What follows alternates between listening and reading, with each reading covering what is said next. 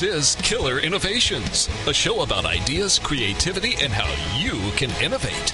Welcome to the Innovator's Garage, where you learn to create your next game-changing killer innovation.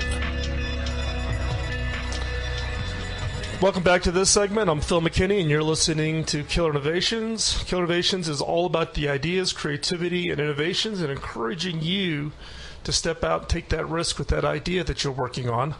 Our guest today is Tara Rail. Tara is a speech-language pathologist who specializes in working with people with autism and related disorders. She was the inspiration for Hacking Autism, an effort that I started when I was still at HP. It all got started from the families of her clients who were looking for anything that could help their family members have a full and meaningful life. And when I retired from HP graciously allowed me to take it out and form a nonprofit of which Tara is a co-founder. You can visit and check it out over at hackingautism.org.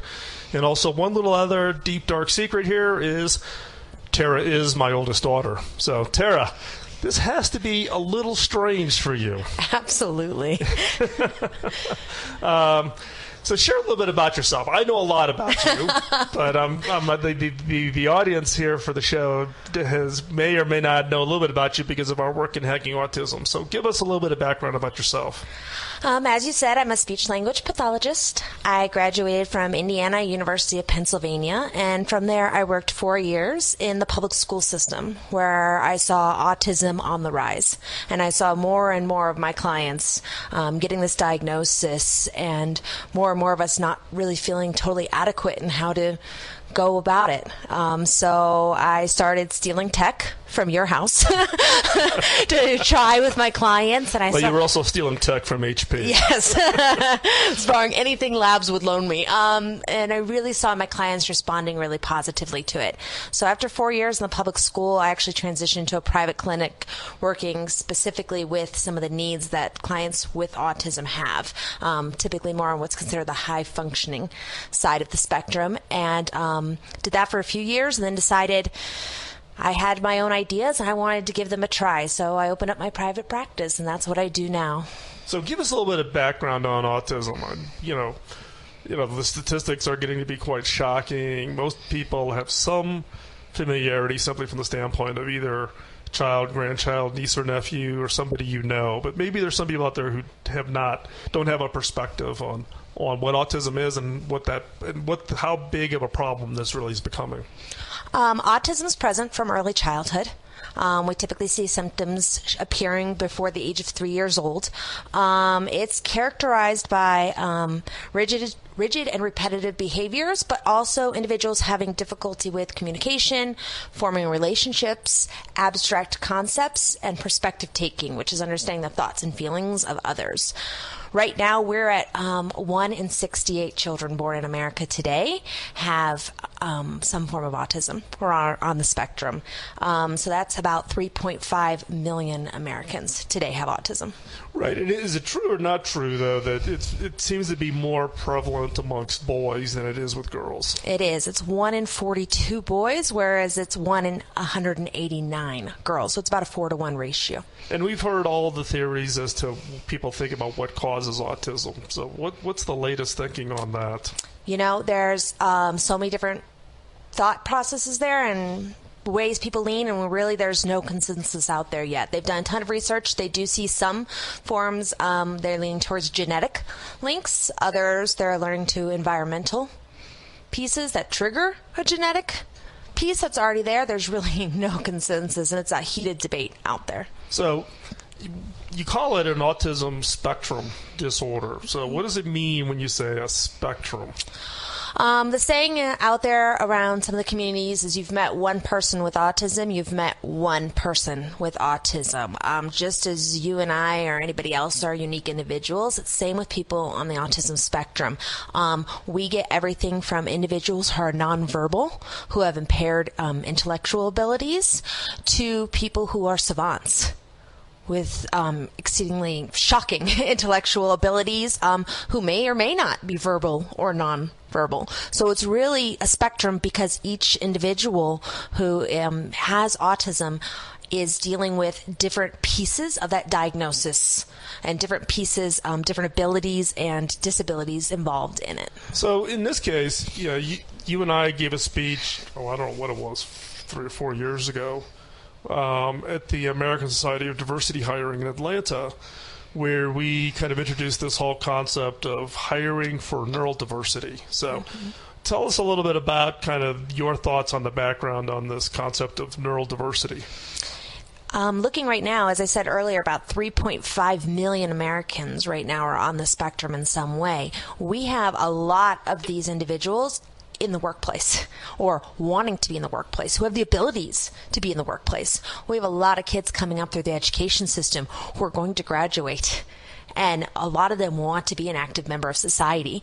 But if we actually look at the statistics out there when it comes to employment, only 34% of those on the spectrum are employed, and 1 in 5 of those are only full-time.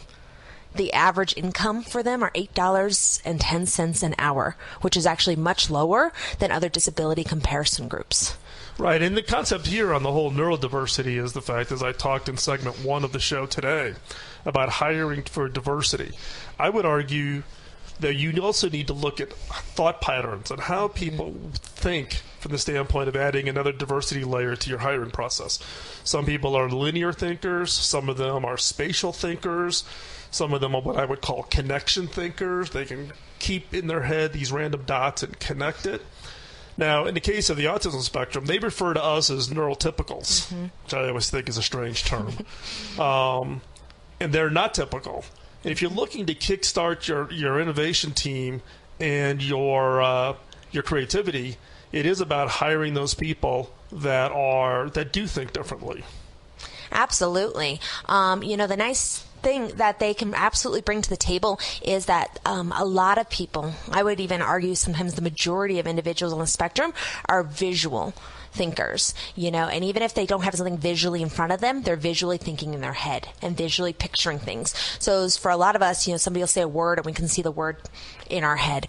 They'll see the picture in their head and they can rotate it and they can replay things in their head that they've seen visually before, which drives their teachers in school crazy because they're bored, so they're replaying their favorite video game in their head. But when it comes to the office place, they can replay exactly how a test went and be able to figure out the problem then, because they can hyper-focus on those important details and where their smarts lie.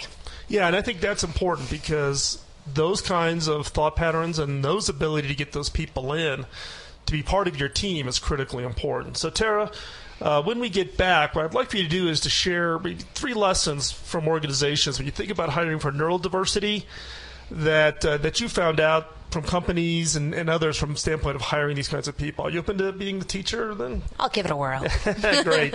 I'll be posting links to everything we talk about in the show notes at killerinnovations.com, so go check it out. Also, if you want to get connected, text the word innovate to 33444 or send an email to innovate@killerinnovations.com.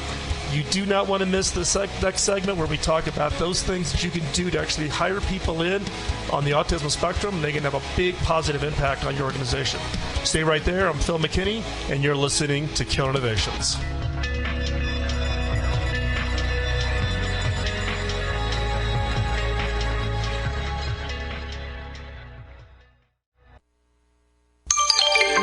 Biz Talk Radio.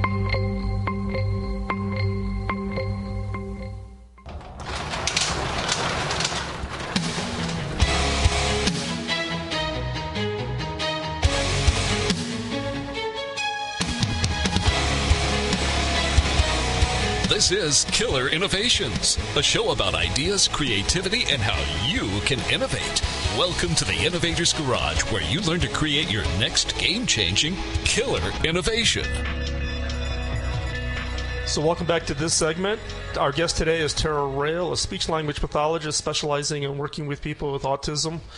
The topic today is around diversity, and diversity from a standpoint of how do you hire certain traits into your innovation teams that are really going to drive your innovation pipeline. And the topic specifically for this segment is around neurodiversity, hiring people who think differently than you. And the discussion for this segment really is going to be around those people that are on the autism spectrum. It's 1 out of every 68 being diagnosed with autism. So they are already in the workforce. odds are if you work for any kind of an organization of any significant size, you already have people in your workforce that are on the autism spectrum. And the key here is to leverage them. Take advantage of the fact that they see everything differently. They look at your problems, your opportunities, your potential innovations, and they see everything differently. So, Tara, as we stated, we close out the last segment, you were going to give us those 3 lessons that I've learned from organizations that have hired people on the autism spectrum. So, are you ready? Ready. Ready. Good. Give us number 1. Number 1 is what I like to call phone a friend. If you have no experience with individuals on the autism spectrum, someone you know does. As you said, 1 in 68 are diagnosed currently. So either you're impacted or someone close to you has been impacted. So the first thing you need to do is really make sure that you understand autism. So go talk to a person with autism. Go to a local autism society meeting. If it's your niece, go over and spend an hour or 2 with her and talk to the families, talk to those who are supporting these individuals and see what their life is like and what they do have to offer. So are there outside organizations that could also help that? I mean, I know I'm familiar with Specialist Stern, which actually helps companies think about the hiring process of bringing these kinds of people in, as far as training leaders to really think about this. Typically your state government as well has representatives and people who are helping train, not even just with autism, but, returning vets, et cetera, who are working to overcome traumatic brain injuries or other pieces. So typically they also have systems where they're training individuals and bringing them in, as well as there's groups out there run by parents and individuals with autism through the Autism Society or Autism Speaks, places like that where people are coming together and looking for job training and collaborating.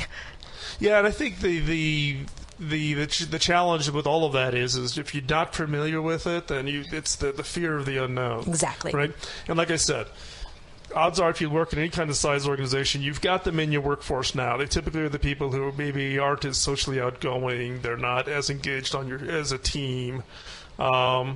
They sometimes will do things that people may consider as rude or inconsiderate. They think of it as being factual and honest, which is a trait for people on the spectrum. So let's go on to number 2. What's the number 2? Number 2 is ask audiences. Just as you were just saying, there's probably already people within your organization who are on the autism spectrum, either diagnosed or undiagnosed at this point in time, because you got to take it into consideration. A lot of the workforce now came through the schools at a time where they didn't necessarily have this diagnosis, or their diagnosis was less known. So check the culture that you already have in your current workplace. Seek out those individuals who maybe aren't fitting in, whether or not they have autism. If they're having social difficulties and not fitting in, this is a great place to start working on the culture of the workplace and start seeing of ways of integrating them in. So it's not just using their brains, but also making them an active member of your team too. Yeah, I mean, look, if you work, like I said, in any kind of a large organization, you have these people on. In my previous lives, I've had people that clearly fell onto the spectrum. But they were absolutely amazing in the work that they could produce if you managed them appropriately. And typical management styles for people on the spectrum don't work. But you can leverage that ability for them to hyper-focus, be incredibly smart, high output, if you manage them appropriately, which means you've got to get away from kind of the traditional hiring methods. The typical performance review processes don't work for them. They don't pick up on subtleties. You need to be factual. You almost kind of, a little bit be in their face a little bit to tell them what to do and what not to do and what's appropriate, what's not appropriate. But yeah, the key is many corporate cultures don't accept these kinds of people in.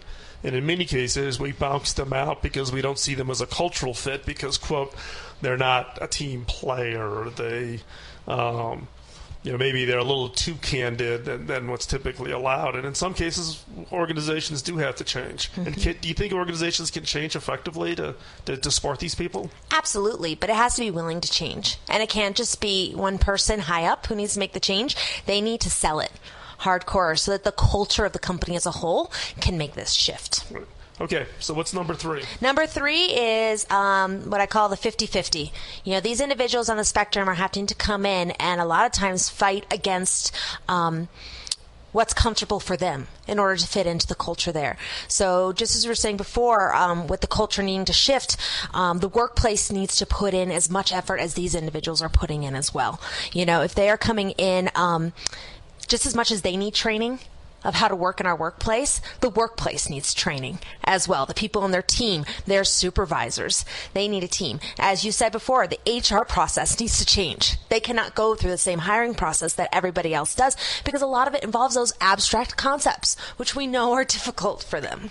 Yeah, so in case of the hiring, how should companies think about changing the hiring process to get these people in who could be hugely valuable for their innovation and creative work? A portfolio process where you can actually see what they can do, not necessarily what they can sit and impress you with sitting across a desk from you and using this abstract language to describe their abilities. Look at what their actual abilities are. Take out the computer process in the beginning in which they have to answer questions to even get into their first resume. Instead, be willing to meet with these people face to face and see where they can fit in your organization. Yeah, I think that is important, right? A lot of larger organizations have gone to this electronic screening method where we ask questions and, based on their answers, you kind of filter their resume to the top of the stack.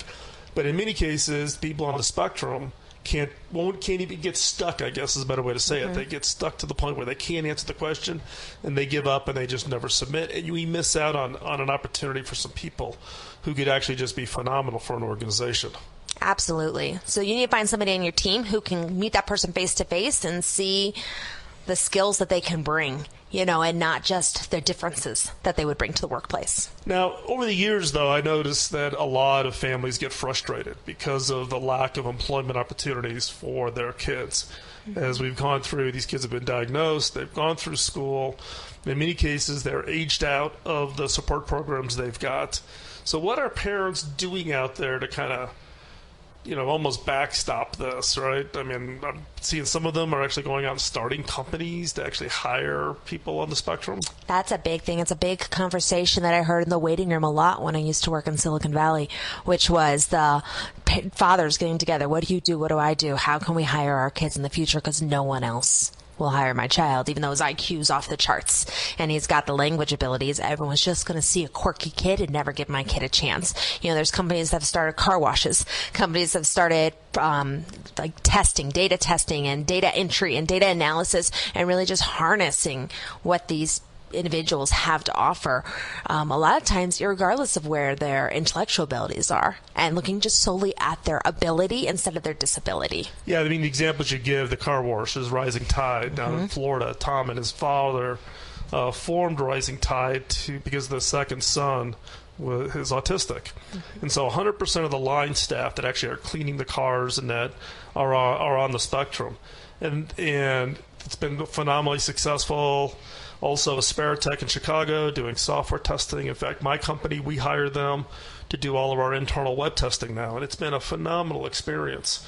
But parents trying to do this on their own to hire their own kids, the rest of the business community, we are missing out. Absolutely. These kids and these young adults can offer phenomenal value, particularly given that they look at problems differently, which on the innovation game is hugely valuable in looking at everything differently.